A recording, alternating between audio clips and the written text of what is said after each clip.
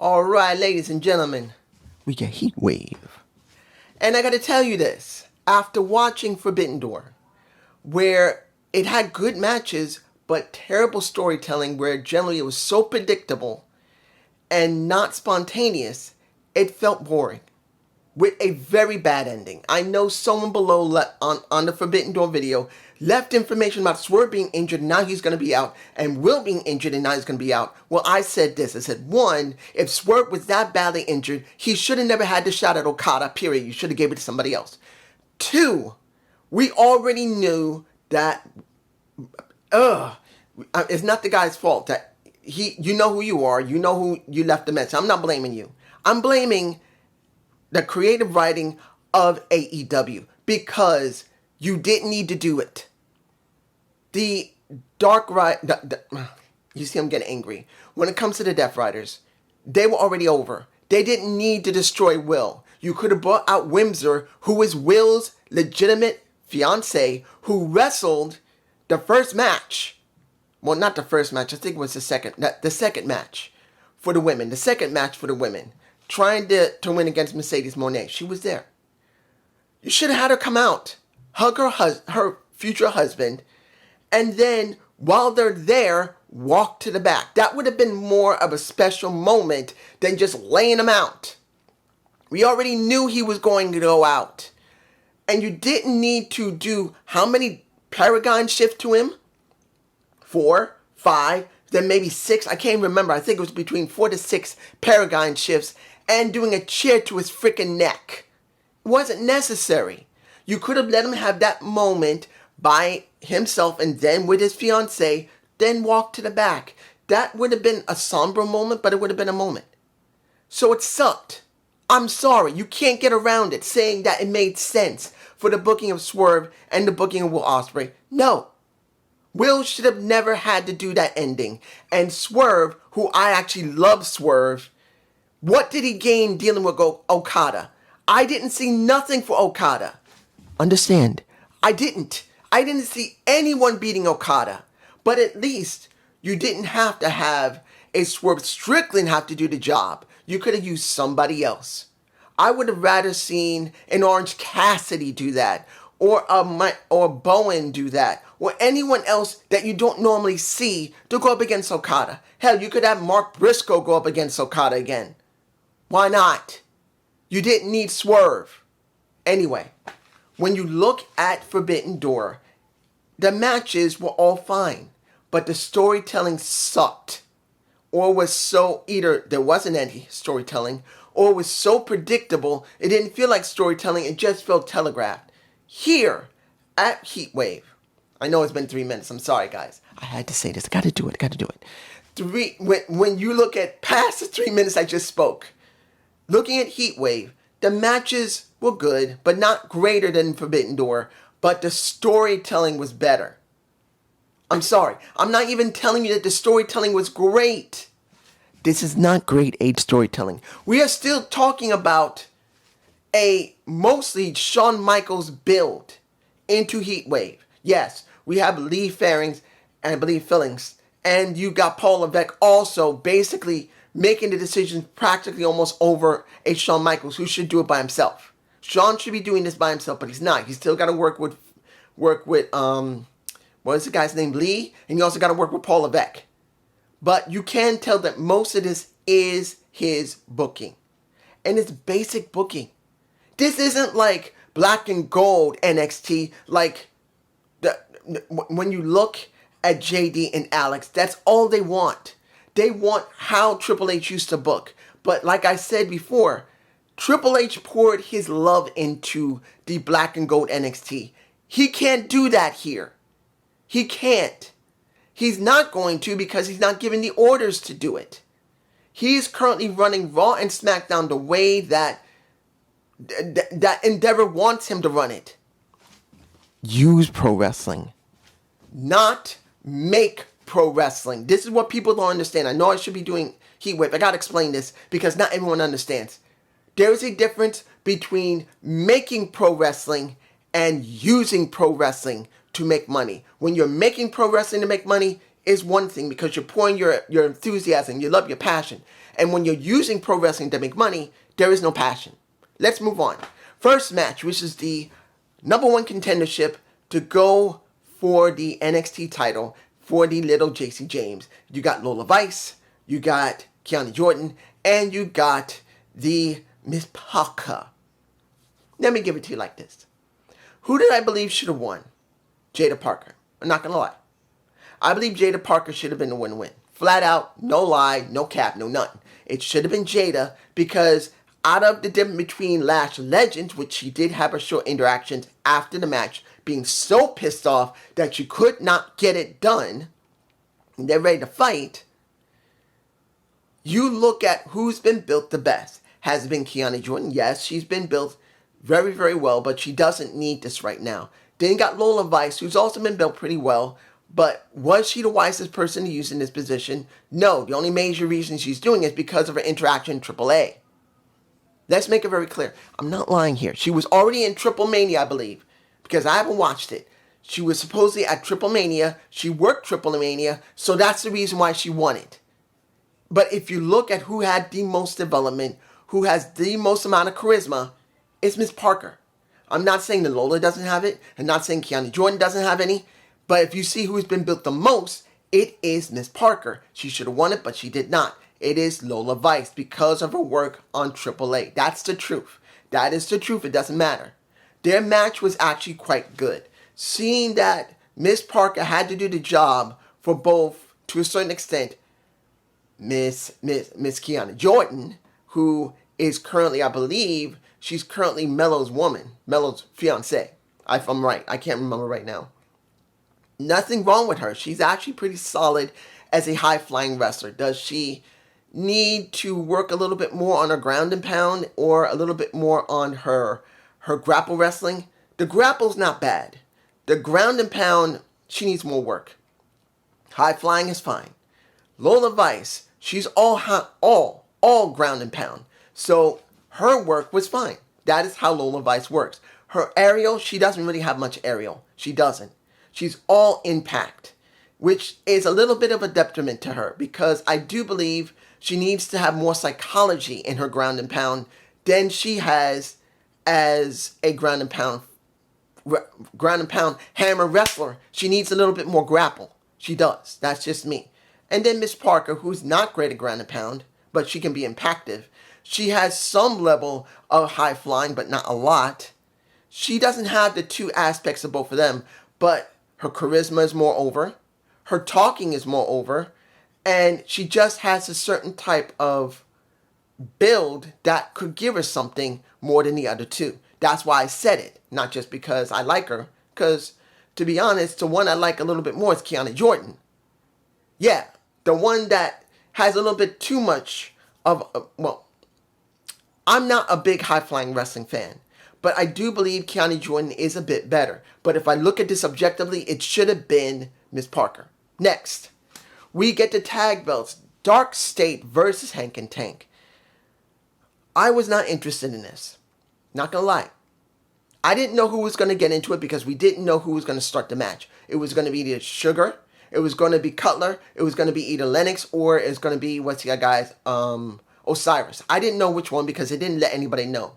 They kept it mixed up until the match started. So it was Lennox and Osiris. I believe it was, Osiris. I believe his name is Osiris. I'm kind of blanking.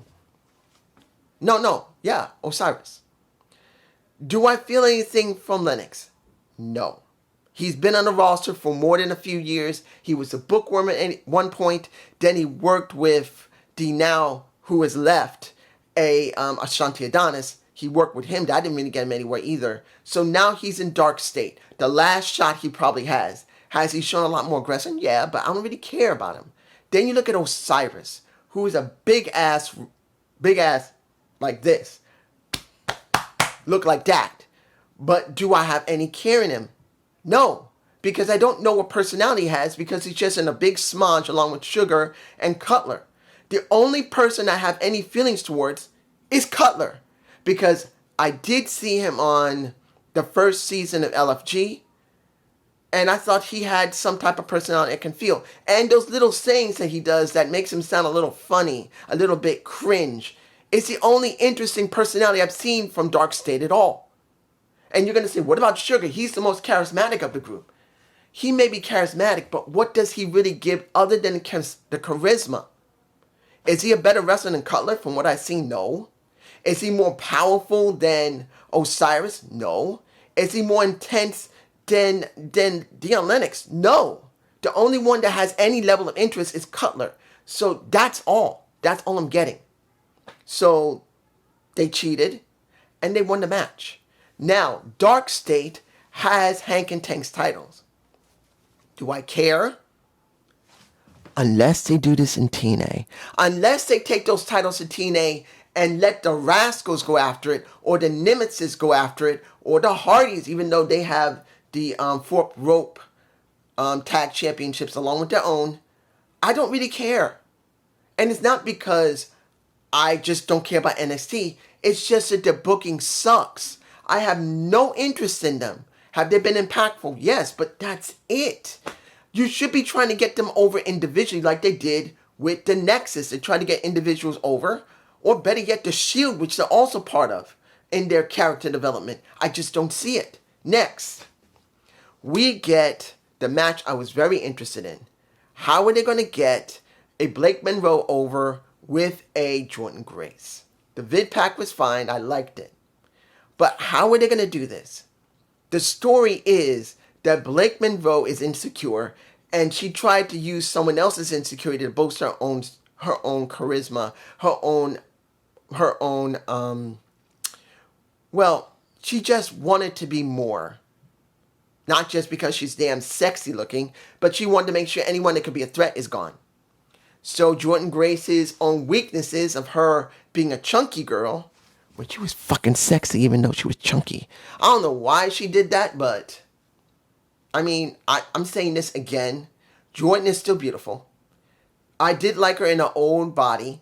She was still beautiful as she was. And I'm sure that a Jonathan Gresham, who is taking off, if you don't know, Jonathan Gresham possibly, well, technically, from the doctors, they believe because he got sick with COVID, he had 2 simulated strokes.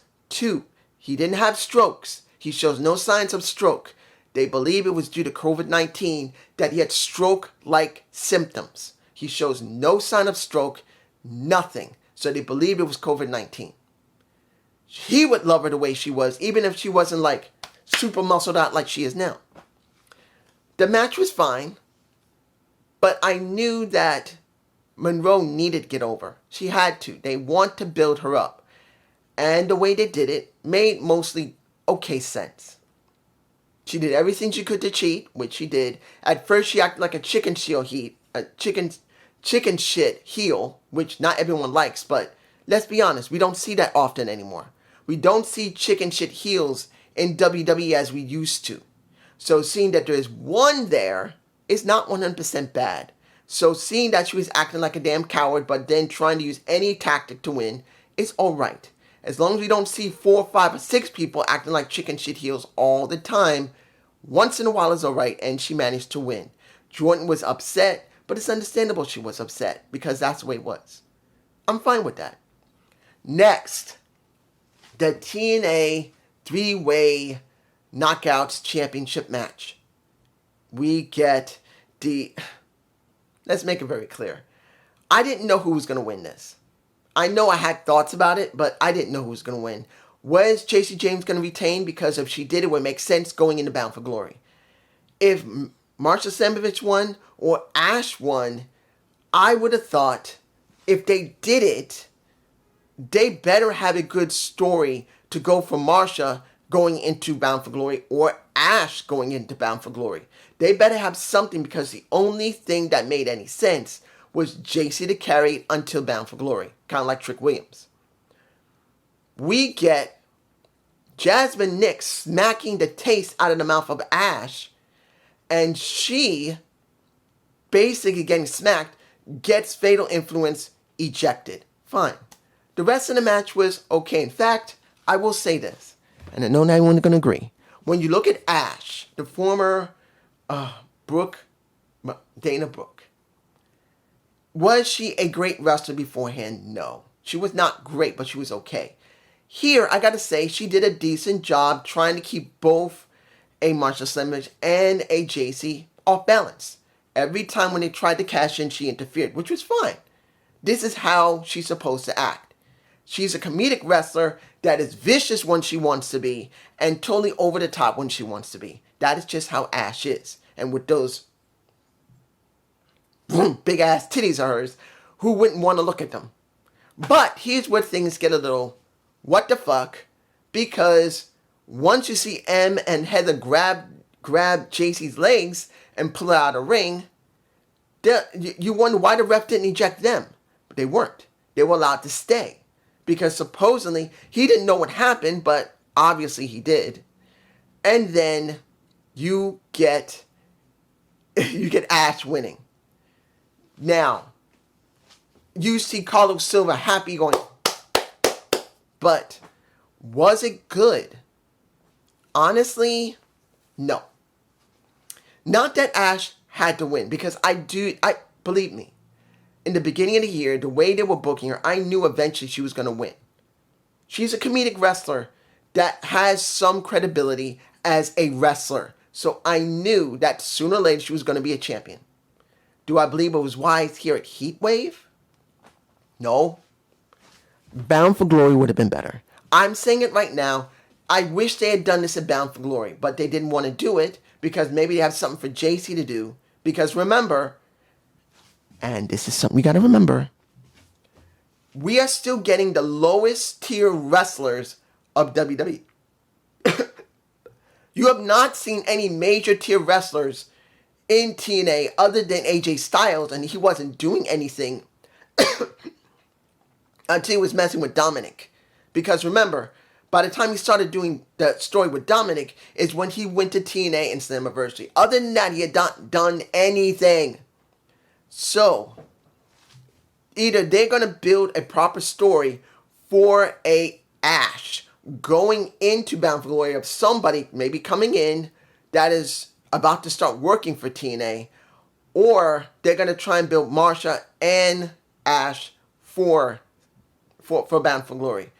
I'm thinking either they're going to bring someone in that we have not seen yet, and it's going to be a build going into Bound for Glory, which that will give them at least a month and a half, which will be fine. Maybe a month and a half to build going into it in September and October. Or it's going to be Marsha, which hopefully they'll book it correctly. Next, Chelsea Green and Ethan Page versus the All-Americans, Tyra Steele and guys, let's make this very clear when it comes to Tavion Heights and Tyra Steele. No character yet. Now you could say that I know you're going to say, dude, they both got character. No, they don't. One has character, which is not fully developed because he just started being by himself. And the other one is taking bits from his character and just putting it on herself because she doesn't have character yet. She's basically a carbon copy of him, but is a woman. Do the storytelling from Ethan Page and Chelsea Green good? Yeah, let's make it very clear. Have they been funny? Yes. It hasn't been bad. I've liked the storytelling between Ethan and Chelsea Green, two Canadians who are proud North Americans, not Americans from America. They're Canadians who are living on the American territory. But it is funny. But then we look at Tavion Heights. He only just left the NQCC. He has no character yet. And then you pair him up with Tyra Steele. I'm not doing a middle name. It's just going to be Tyra Steele. As simple as that. I know the reason why they put the middle name in because we got a Tyra Steele in TNA and you don't want to mix the two up. But let's make it very clear. Do I feel anything from Tyra? No. I feel nothing from Tyra. She is not Kurt Angle. I'm sorry. Kurt was a very rare talent who was an Olympian. I don't care who you are. And I can say Chad Gable comes very close to him because he is that gifted. But when it comes to her, nope. She don't got it yet. She has no character yet. She only just came from LFG. It's only been a few months. There is no development for her. She's just acting like Tavion Heights. It's as simple as that. And I'm not surprised she lost. Did she do a good job? As a grapple wrestler, she's average. I'm saying it now. I don't care if anybody likes it. I'm being honest. As a grapple wrestler, she's okay. She's not the best grapple wrestler I've seen. Deonna Purrazzo is far and above a better grapple wrestler than she is. It's as simple as that. You look at, who else would be a great grapple wrestler? The Professor in AEW. You know who she is. She's a better grapple wrestler. But it's understandable. You got Steels who just started, and she's not there yet. So I'm not expecting anything from her. But if anybody says her grapple wrestling is incredible, her character is incredible, that's a damn lie. But this is just me. Moving on to the last match, which is where the storytelling was better. The end was better here than in Forbidden Door. That's what I'm going to probably say. And you get Devon Evans versus Ubafemi. Now, of course, we did get Briggs messing with him. And that's Ubafemi saying, you're tired, you're not going to be able to make it. You're not going to make it. You're breaking down and I'm going to come after you. Fine. Then you go over to Devon Evans where you see a Ricky Saints come to him, say, you're going to make it. But when it's done, my boy, I'm next. But I'm coming to you directly, man to man, and saying, I do want you to win because I believe you do deserve this. But when you got that, I'm coming for it. And respect was given. Was the match good? I'm going to tell you this. This is the first time I've seen Devon Evans, at least to a certain extent, sell somewhat well. Because of all the injuries they're saying that he has, he was able to sell them effectively.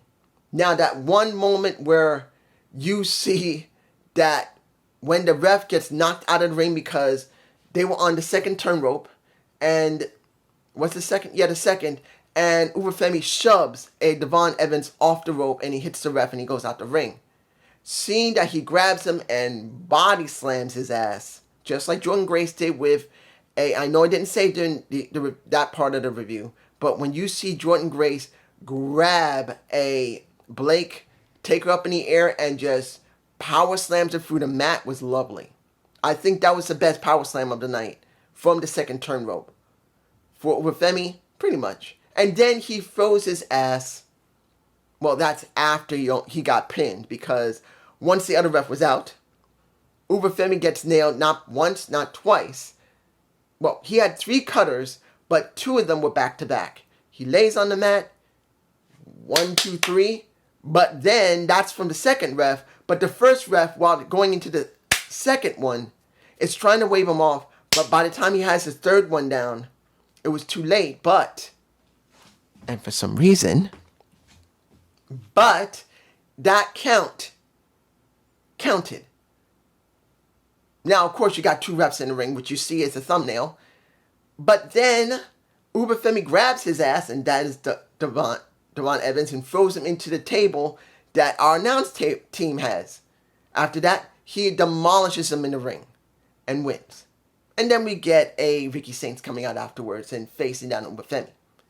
I'm going to say this. This was a better ending than the one at Forbidden Door. I'm saying it again, just in case people keep thinking I don't understand. I knew, just like everyone else, that Will Ospreay was injured, was going to have surgery. They have not hidden it. It counted on either letting him have a feel-good moment before he leaves, or just making it about the Death Riders who didn't need the rub. Here, at this show, Devon Evans had his shot. He won, but not really. So this was to see, kind of like what happened with Chelsea Green and Ethan Page. In Massachusetts, Lorne, I believe that's the name of it. They were over. They were chanting Canada. And no one cared about Tavion Heights or Tyra Steels at all. They didn't care they were Americans just like them. They just didn't have any care for them because they made no feelings. Like I said, they got no character development, either one of them. They need time. But here, this was about seeing how the fans were going to be about Devon Evans. And he won, but didn't. And everyone's calling it BS. That shows that he's over enough that now, that sooner or later, he will be champion and he will be over with the fans. And that's the best thing about it. To see that the guy they've been building, which they've been building for quite a while now, that have not felt anything until he started working with Ethan Page, has now gotten over enough that people now cheer for him. And when he had the shot, he supposedly wanted but didn't. Now they're calling it BS. That's good enough for me. He is now over enough that he can become a champion. If it's not going to be the big crowning champion, he can be North American champion now. And I'm not saying it's good, but now the speed titles, that means WWE Speed is being discontinued and now they're being absorbed into NXT. So now we're going to have the Speed title, which will be the low tier title, the North American Champions, which will be the mid tier title, and now you get the NXT title. So you got 3 titles for the men and now 3 titles for the women. So that's something good. That's going to be more variation. But the question is going to be how they're going to book it. But we'll find out eventually. And I hope you enjoyed this Heatwave review. Please give me a comment below. I'm sorry I added in Forbidden Door, but it had to be done. Peace.